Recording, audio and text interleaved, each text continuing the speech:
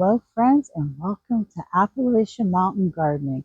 My name is Andrea, and I'm so glad that you're here for our very first episode in this new series where the Appalachian Mountains meets a suburban HOA.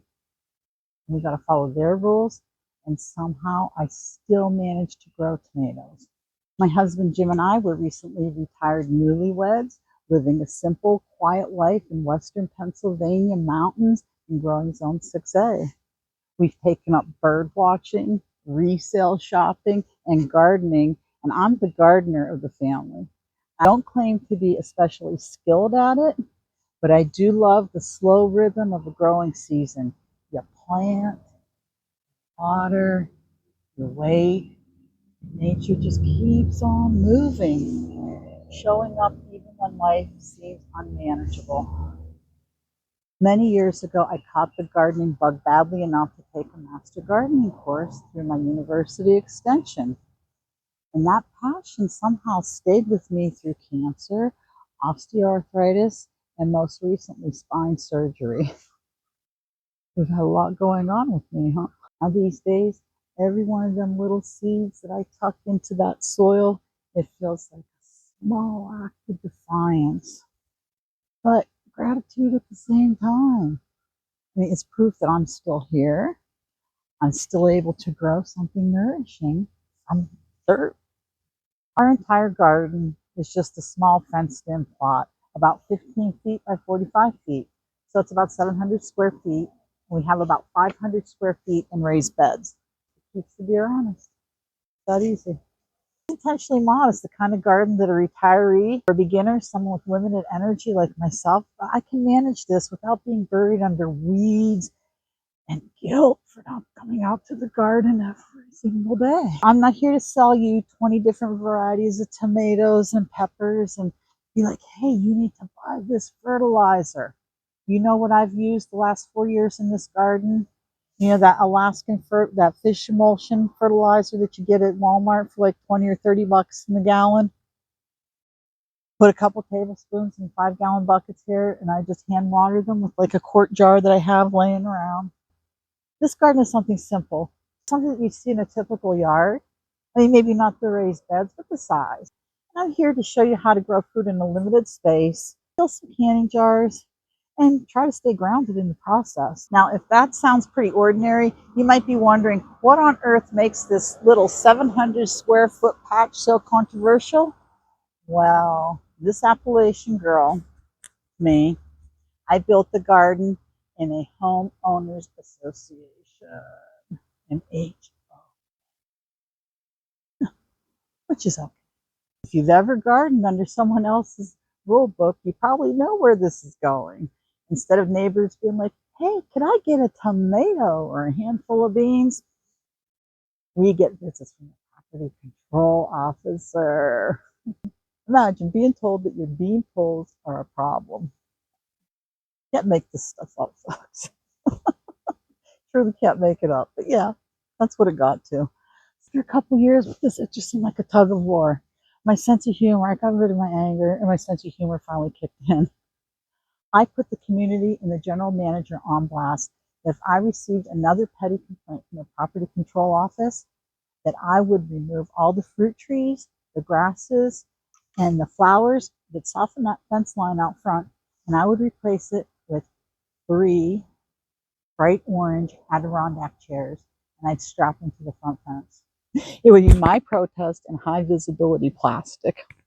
And my thinking was on this, I got to thinking, if someone was determined to complain, I figured that I might as well give the whole neighborhood something to complain about, right? It's been 2 years later, since I put everybody on blast, and it's been crickets. I don't like to be bothered. I'm retired, I'm old, I'm cranky. I got a handful of neighbors that pushed, so my sense of humor shoved back. Who knew it would be this easy to get rid of the complainers? Can't let those people steal our joy. Last spring, a new property control officer came to the house to check out our upgrades that we were doing, like we were adding my raised beds and repaving the driveway and extending our driveway. The new property control officer, she listened, She looked at the plans, and the committee approved everything. No kickback. No, you can't do this. No stipulations. No drama. No drama. No drama. Zero. Zero drama. Sometimes all it takes is one objective person to turn a constant conflict into quiet consent. And that's really what happened. The series Appalachian Mountain Gardening, it lives right through that tension. It's the Appalachian spirit, the stubbornness, but yet we're rooted in place. And yeah, the HOA, it does want a magazine cover garden instead of a mountain garden. But here's what you can expect here. We're going to have some slow, I'm not going to have hurried, they're going to be unhurried episodes that hopefully will make you feel like you're keeping company rather than consuming content. You might hear the birds, the wind, the sound of shoes in the grass, and many cars going by. I live in a suburban neighborhood. We're going to have hands in the dirt gardening for real people. Some raised beds like we have here, and soil that isn't perfect. Plants that are doing okay instead of Instagram perfect. That's not us, I can tell you that. I hope to show you some practical HOA-friendly ways to tuck food into small places.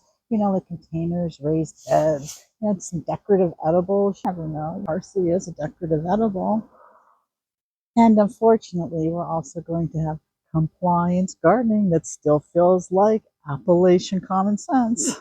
We have stories that wander a bit. A task in the garden turns into a memory, a neighbor's story, or perhaps a reflection on what it means to belong to a place where you don't control all the rules. Underneath it all is just this one quiet question. How do you live a land-based ethic? Like to really care for a place, feed yourself from it, when the land you have is regulated, limited, or just plain fussy? You can answer those questions. If you've ever tried to grow food in a rental, a city lot, an HOA, with a body that doesn't cooperate, this may be your channel. Our harvests are not massive, but they're enough.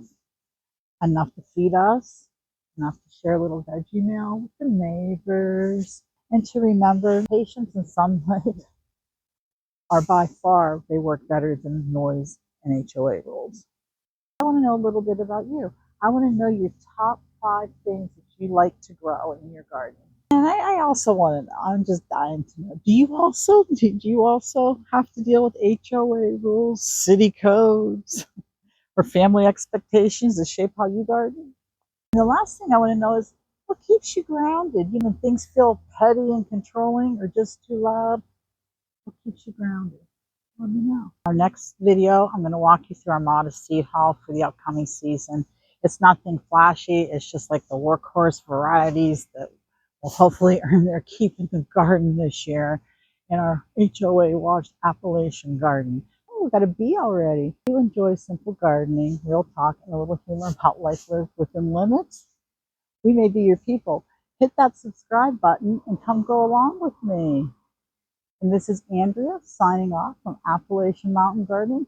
Keep your hands dirty, your heart full, and your tomatoes safe and treasure like deer. I will see you